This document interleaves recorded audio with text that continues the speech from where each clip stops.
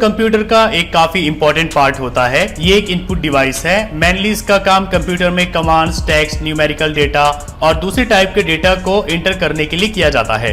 एक user computer के साथ बातचीत करने के लिए इनपुट डिवाइस जैसे कि कीबोर्ड और माउस का इस्तेमाल करता है। इसके बाद इंटर किया हुआ डेटा मशीन लैंग्वेज में बदल जाता है, जिससे कि सीपीयू उस डेटा और इंस्ट्रक्शंस को समझ जाता है क्योंकि इनपुट डिवाइस से आ रहा है। कीबोर्ड कई टाइप्स में आते हैं। यहाँ पर जो कीबोर्ड आप देख रहे हैं ये क्वेर्टी कीबोर्ड है। क्वेर्टी लेआउट अब तक का सबसे फेमस और दुनिया भर में अपनाया गया पैटर्न है। तो हम बात करेंगे कि इस कीबोर्ड में कितनी कीज होती है और कौन सी की का क्या काम होता है। एक नॉर्मल कीबोर्ड में लगभग 104 कीज होती है। इनकी संख्या कीबोर्ड मैन्युफैक्चरर्स और ऑपरेटिंग सिस्टम पर डिपेंड करती है। इसलिए मोटे तौर पर हम ये कह सकते हैं कि एक क्वेर्टी कीबोर्ड में लगभग 100 कीज होती है।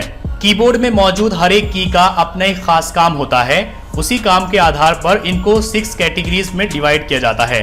Functions keys, typing keys, control keys, navigation keys, indicator lights और numeric keypad. Functions keys keyboard में सबसे ऊपर होती है। इन्हें कीबोर्ड में F1 से लेकर F12 तक लिखा जाता है। फंक्शंस कीज का इस्तेमाल किसी खास काम को करने के लिए किया जाता है। हर एक प्रोग्राम में इनका काम अलग होता है। जैसे कि यहाँ पर मैं एक फोल्डर बनाता हूँ। अब मुझे इस फोल्डर का नेम चेंज करना है, तो एक तरीका तो ये है कि अपने माउस से यहाँ रीनेम पर क्लिक करके इसका नेम चेंज कर दूंगा। लेकिन दूसरा तरीका ये है कि मैं इसको सिलेक्ट करूंगा और सिंपल सा F2 प्रेस कर दूंगा। F2 प्रेस करते ही हम इसका नेम यहाँ पर चेंज कर सकते हैं। तो F2 कीज का जो काम होता है वो हर जगह अलग अलग होता है। इसके बाद दूसरी होती है टाइपिंग कीज।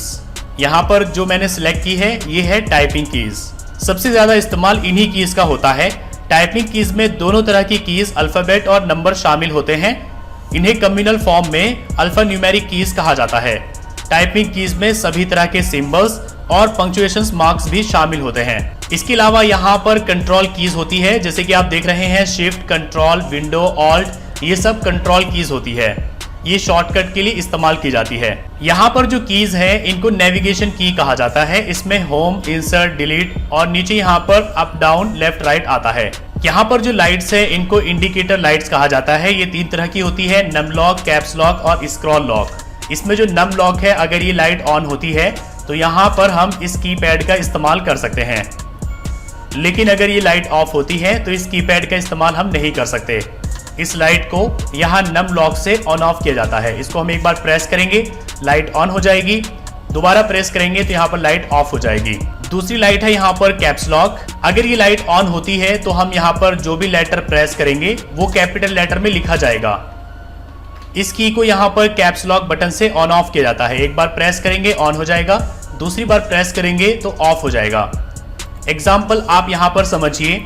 यहाँ पर मैंने कैप्स लॉक को ऑन कर दिया है, तो जो भी लेटर मैं यहाँ पर टाइप करूंगा वो यहाँ पर कैपिटल में लिखा जाएगा, यानी कि अपर केस। लेकिन अगर मैं यहाँ पर एक बार फिर से कैप्स लॉक बटन को प्रेस कर दूं तो ये ऑफ हो जाएगा और यहाँ पर जो भी लेटर हम टाइप करेंगे वो स्मॉल लेटर में लिखा जाएगा, यानी लोअर केस। तीसरी इंडिकेटर लाइट है यहाँ पर स्क्रॉल लॉक। इससे हम स्क्रॉल को ऑन ऑफ कर सकते हैं। यहाँ पर जो कीज है इनको हम न्यूमेरिक कीपैड बोलते हैं। इनको कैलकुलेटर कीज भी कहा जाता है, क्योंकि एक न्यूमेरिक कीपैड में लगभग कैलकुलेटर के समान ही कीज होती है। इनका इस्तेमाल नंबर लिखने के लिए किया जाता है। हालांकि नंबर्स हम यहाँ से भी लिख सकते हैं, लेकिन यहाँ से नंबर लिखना काफी इजी और फास्ट होता है। अब हम बात करते हैं किस की का क्या काम होता है। सबसे पहली की है यहाँ पर ESC। इसका मतलब होता है एस्केप। इस की को प्रेस करके हम किसी भी प्रोग्राम से बाहर आ सकते हैं। दूसरे है यहाँ पर फंक्शंस कीज, जिसके बारे में मैं आपको बता चुका हूँ। ये किसी स्पेशल काम के लिए इस्तेमाल की जाती है। हर एक प्रोग्राम में इनका अलग काम होता है। यहाँ पर जो कीज है इनसे हम नंबर भी प्रेस कर सकते हैं और साथ ही यहाँ पर हम स्पेशल कैरेक्टर भी प्रेस कर सकते हैं। अगर हम इनमें से किसी भी बटन को प्रेस करेंगे ऐसे ही तो नंबर यहाँ पर प्रिंट होगा, और अगर हम शिफ्ट के साथ इसको प्रेस करेंगे तो जो स्पेशल कैरेक्टर्स हैं वो प्रिंट होंगे।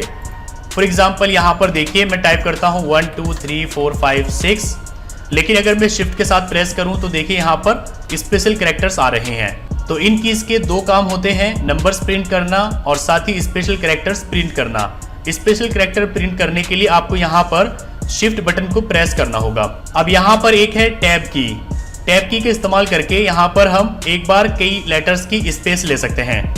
जैसे कि यहाँ पर हमें स्पेस देनी है तो हम टैब की को प्रेस करेंगे तो देखिए यहाँ पर कि लेटर्स की स्पेस हमें मिल गई है। अब यहाँ पर हम टाइपिंग कर सकते हैं।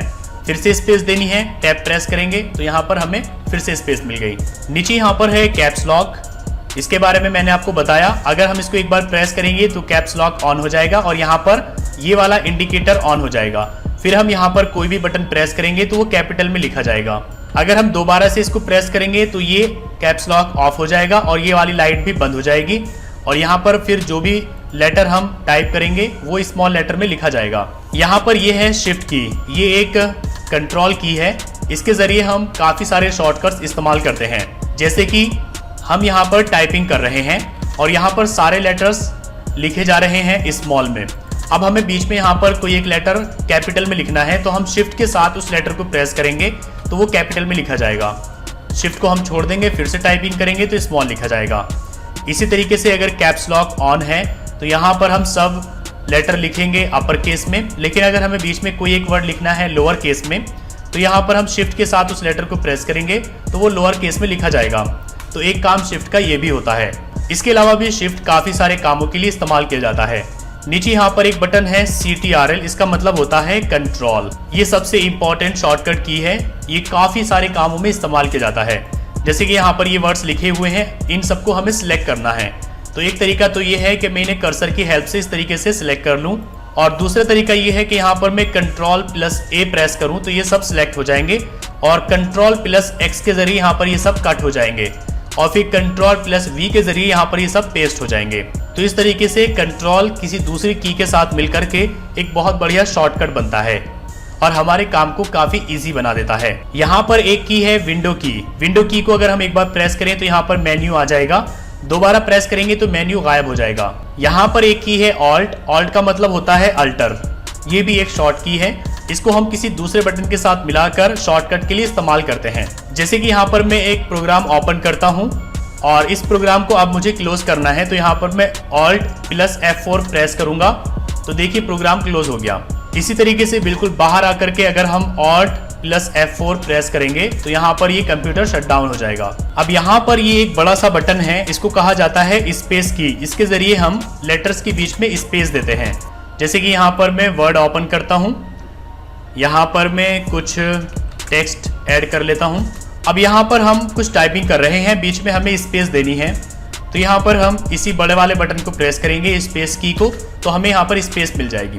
जितनी ज़्यादा बार हम इसको प्रेस करेंगे उतनी ही ज़्यादा हमें स्पेस मिलेगी। तो इस बटन का बस यही काम होता है कि इसके ज़रिए हम लेटर्स के बीच में स्पेस देते हैं। जो कीज़ यहाँ पर दी गई हैं वही कीज़ दोबारा से यहाँ पर दी गई हैं, ऑल्ट, विंडो और साथ ही कंट्रोल शिफ्ट। यहाँ पर ये बटन है एंटर, ये कहीं भी एंटर करने के लिए इस्तेमाल किया जाता है। जैसे कि यहाँ पर हमने टाइप किया, अब हमें दूसरी लाइन में जाना है तो हम एंटर प्रेस करेंगे, नीचे आ जाएंगे, फिर से एंटर प्रेस करेंगे और नीचे आ जाएंगे।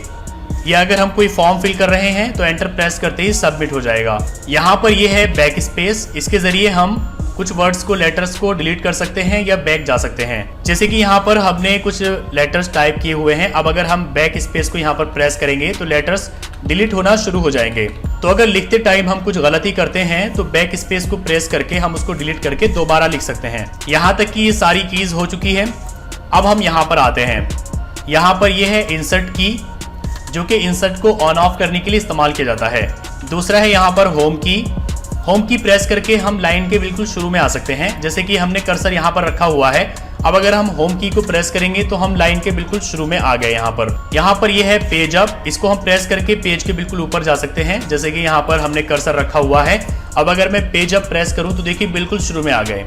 इसी तरीके से यहाँ पर पेज डाउन है, अगर हम ऊपर हैं तो हम इस की को प्रेस करके बिल्कुल नीचे जा सकते हैं, पेज डाउन, और देखिए बिल्कुल पेज के नीचे आ गए।